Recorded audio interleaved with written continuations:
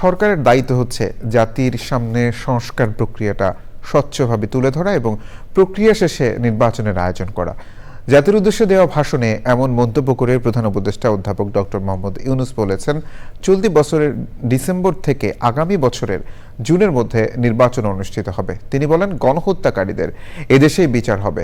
দেশবাসীকে শুভেচ্ছা জানিয়ে মহান স্বাধীনতা দিবস ও পবিত্র ঈদ উল ফিতর উপলক্ষে তিনি এই ভাষণ দেন। মুস্তাফা মল্লিকের রিপোর্ট। এই ঈদে জামা জুতো অ্যাকসেসরিজের ডিসকাউন্ট। বিনিয়োগের বিষয়ে খুবই আগ্রহী। জাতির উদ্দেশ্যে দেয়া ভাষণের শুরুতেই অধ্যাপক ডক্টর মোহাম্মদ ইউনূস ১৯৭১ সালে পাক হানাদার বাহিনীর হাতে নির্মমভাবে যারা শহীদ হয়েছেন তাদের শ্রদ্ধা জানান ২৪ জুলাই অভ্যুত্থানে হাজারো শহীদদের। সশ্রদ্ধ সালাম জানান অভ্যুত্থানে যারা আহত হয়েছেন তাদের প্রতি।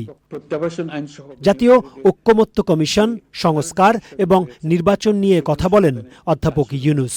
আমাদের দায়িত্ব জাতির সামনে পুরো প্রক্রিয়াটা স্বচ্ছভাবে তুলে ধরা এবং প্রক্রিয়া শেষে নির্বাচনের আয়োজন করা।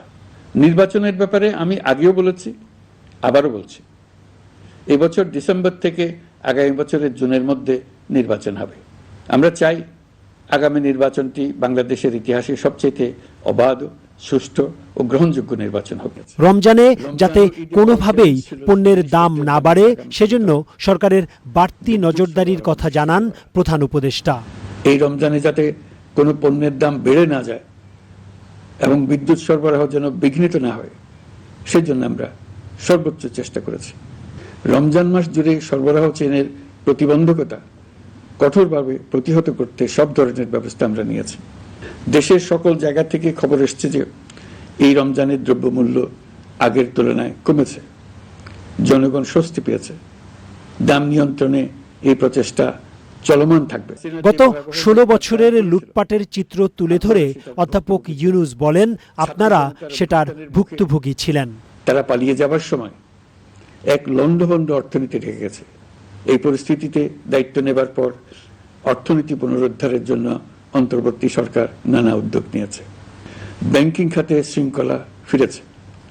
ক্রমান্বয়ে অর্থনীতির অপরাপর সুযোগগুলো ইতিবাচক ধারায় ফিরতে শুরু করেছে। পলাতক সরকারের আমলে চট দখলের মতো দেশের ব্যাংকগুলো দখল করে নেওয়া হয়েছিল।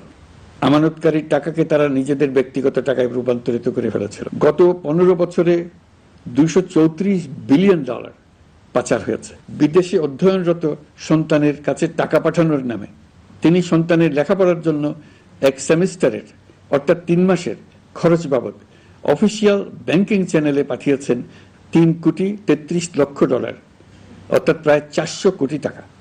কিভাবে একজন প্রধানমন্ত্রী নিরস্ত্র মানুষকে হত্যার পর লাশ লুকানোর নির্দেশ দেন?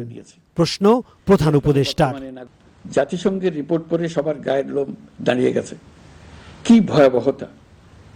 কিভাবে একজন প্রধানমন্ত্রী নিজ দেশের নিরস্ত্র মানুষকে হত্যার পর লাশ লুকিয়ে ফেলার নির্দেশ দিতে পারে? ক্ষমতা আঁকড়ে রাখার জন্য তিনি পৃথিবীর সকল নিষ্ঠুরতা ছাড়িয়ে গেছেন। যারা গণহত্যায় জড়িত ছিল, যারা নির্বিচারে মানুষ হত্যা করেছে, যারা ইতিমধ্যে হত্যাকারী হিসেবে বিশ্বের কাছে স্বীকৃত, তাদের বিচার এই দেশের মাটিতে হবেই। ৩৬ মিনিটের দেয়া ভাষণে অধ্যাপক ইউনূস বলেন, ঈদে পরিবার পরিজন নিয়ে নির্বিঘ্নে ও আনন্দ নিয়ে নিজ নিজ বাড়ি যাবেন।